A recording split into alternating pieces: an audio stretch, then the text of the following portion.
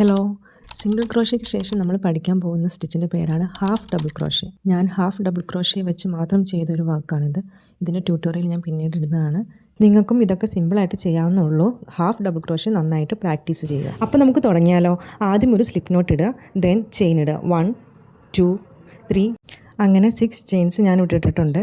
Extra ഒരു 1 കൂടി add ചെയ്യുക. അതായത് 6+1 ചെയിൻസാണ് ഞാൻ ഇവിടെ ഇട്ടേക്കുന്നത്. 6th ചെയിൻ ഇല്ലേ, അതായത് സെക്കൻഡ് ലാസ്റ്റ് ചെയിൻ, അതിനകത്തേക്ക് നമ്മൾ യാൺ ഓവർ ചെയ്ത് വേണം ഹുക്ക് കടത്താനായിട്ട്. യാൺ ഓവർ ചെയ്ത് ഹുക്ക് ഇൻസേർട്ട് ചെയ്ത് യാൺ പുൾ ത്രൂ ചെയ്യുക, അതായത് പുറത്തേക്ക് വലിച്ച് എടുക്കുക. അപ്പോൾ നമുക്ക് 3 ലൂപ്പ് കിട്ടും. 3 ലൂപ്പ് കണ്ടോ? ഈ 3 ലൂപ്പിൻ്റെ അകത്ത് കൂടി വേണം നമ്മളിനി യാൺ ഓവർ ചെയ്യാനായിട്ട്. യാൺ ഓവർ ചെയ്ത് പുൾ ത്രൂ ചെയ്യാനായിട്ട്. യാൺ ഓവർ ചെയ്യുക, പുൾ ത്രൂ ചെയ്ത് ആ 3 ലൂപ്പിൻ്റെ അകത്ത് കൂടിയും പുറത്തേക്ക് വലിച്ചെടുക്കുമ്പോൾ നമുക്ക് ഹാഫ് ഡബിൾ ക്രോഷ്യ സ്റ്റിച്ച്. ഓരോ ചെയിൻ സ്റ്റിച്ചിൻ്റെ അകത്ത് കൂടിയും ഹാഫ് ഡബിൾ ക്രോഷ്യ ചെയ്യുക. സിംഗിൾ ക്രോഷ്യയും ഹാഫ് ഡബിൾ ക്രോഷ്യയും തമ്മിലുള്ള ഡിഫറൻസ് ഇത് കാണുമ്പോൾ നമുക്ക് മനസ്സിലാവും.